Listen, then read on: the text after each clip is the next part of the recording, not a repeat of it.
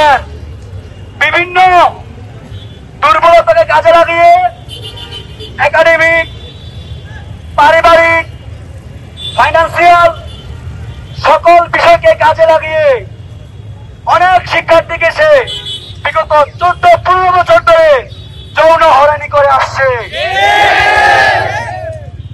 আমাদের রসায়ন বিভাগের বর্তমান যে ব্যাচ 104তম ব্যাচ, এই শতবর্ষী ডিপার্টমেন্টের 92 ব্যাচ, 93 ব্যাচ, 96 ব্যাচ, 98, 102 এবং 103 এবং 104 এমন কোন ব্যাচ বাদ যায় নাই যেখানে এরশাদ হালিম তার এই বিকৃত যে মস্তিষ্ক, তার যে টর্চার সে করে নাই।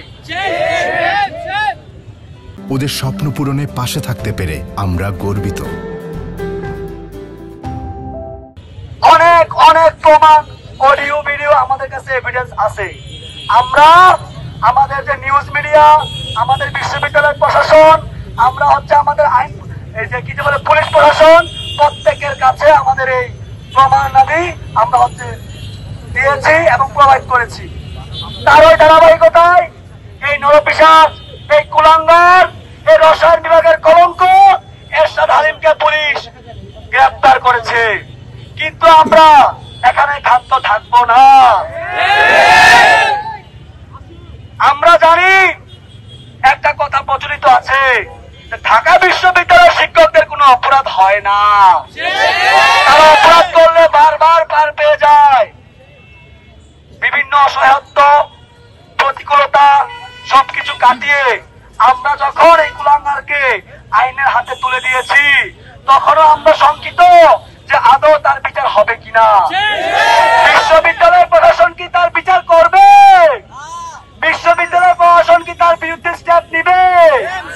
আমাদের রসায়ন বিভাগের শিক্ষকবৃন্দ তাদের জায়গা থেকে আমাদের বিশ্ববিদ্যালয় প্রশাসনের কাছে তাদের কাজ করেছে।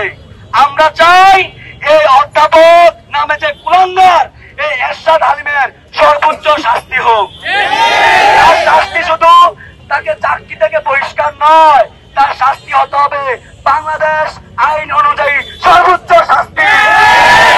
আমরা রসায়ন বিভাগের শিক্ষার্থীরা ঘোষণা দিলাম, যতদিন না পর্যন্ত তার এই শাস্তি নিশ্চিত হচ্ছে আমরা কোন প্রকার ক্লাস, ল্যাব, ইনকোর্স পরীক্ষায় বসবো না। আমরা শুধু একটা কথা বলতে চাই, শুধু একটা কথাই বলবো, আপনি কে হন আমরা জানি না, আপনি কোন পাওয়ারের বলে এই এরশাদ হালিমকে সাপোর্ট দিবেন আমরা জানি না।